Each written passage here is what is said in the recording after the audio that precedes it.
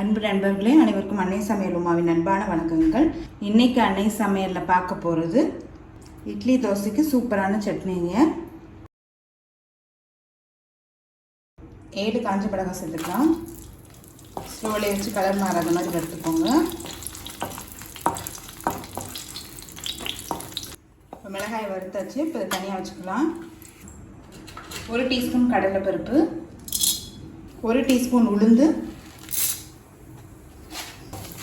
இப்போ உளுந்த பருப்பையும் கடலை பருப்பையும் நல்ல கலர் மாறுற வரைக்கும் வறுத்துக்கலாம். இப்போ நல்லா கலர் மாறிடுச்சுங்க. 6 பல் பூண்டு, 2 வெங்காயத்தை சேர்த்துக்கலாம்.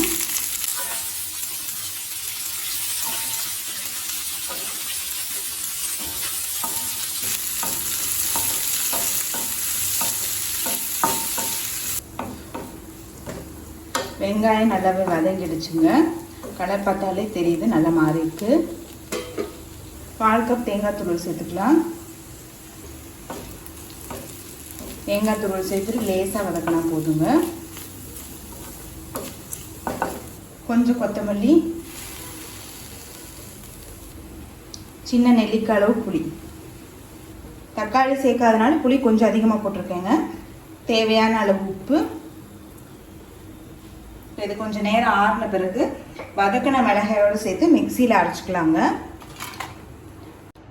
தேவையான அளவு எண்ணெய், 1/4 டீஸ்பூன் கடுகு, 1/4 டீஸ்பூன் உளுந்து,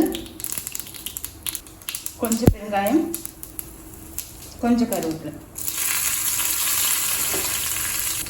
சட்னி தாளிச்சிக்கலாம். ரெசிபியை ட்ரை பண்ணி பாருங்கள். கண்டிப்பாக உங்களுக்கே பிடிக்கும். ரெசிபி பிடிச்சிருந்ததுன்னா வீடியோவை லைக் பண்ணுங்கள், கமெண்ட் பண்ணுங்கள், ஷேர் பண்ணுங்கள்.